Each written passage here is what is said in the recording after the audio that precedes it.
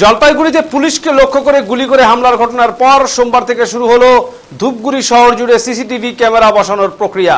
ধূপগুড়ি শহরে সোমবার থেকে বসানো হলো মোট 26টি ক্যামেরা। ধূপগুড়ি শহরের প্রতিটি অলি গলি এবং শহরের রাজপথ পুলিশি নজরে রাখতে এই ক্যামেরা বসানো হচ্ছে। ধূপগুড়ি মহকুমা পুলিশ প্রশাসনের উদ্যোগে প্রথম দফায় 26টি সিসিটিভি বসানো হচ্ছে বলেই খবর। রবিবার সন্ধ্যায় শহরের পুরো বাস টার্মিনাস থেকে চৌপতি থানা মোড় হয়ে মায়ের থান মোড় পর্যন্ত পরিদর্শন চলে। সোমবার থেকেই এই এলাকায় সিসিটিভি বসানোর কাজ শুরু হয়। এই বিষয়ে ধূপগুড়ি মহকুমা পুলিশ আধিকারিক গেইলসন লেপচা বলেন, হাই জুম ক্যাপাসিটি সহ অত্যন্ত ভালো মানের সিসিটিভি গুলো বসানো হচ্ছে। এর ফলে এই এলাকার নিরাপত্তা অনেকটাই সুনিশ্চিত হবে। জানা গেছে এরপর পর্যায়ক্রমে শহরের অন্যান্য এলাকাতে সিসিটিভি বসানো হবে। আগের মতোই ধূপগুড়ি থানায় তৈরি হচ্ছে সিসিটিভিগুলির কন্ট্রোল রুম। এর আগে 2017 সালে ধূপগুড়ি পৌরসভার উদ্যোগে শহর জুড়ে বসানো হয়েছিল 50টি হাই ডেফিনেশন সিসিটিভি ক্যামেরা।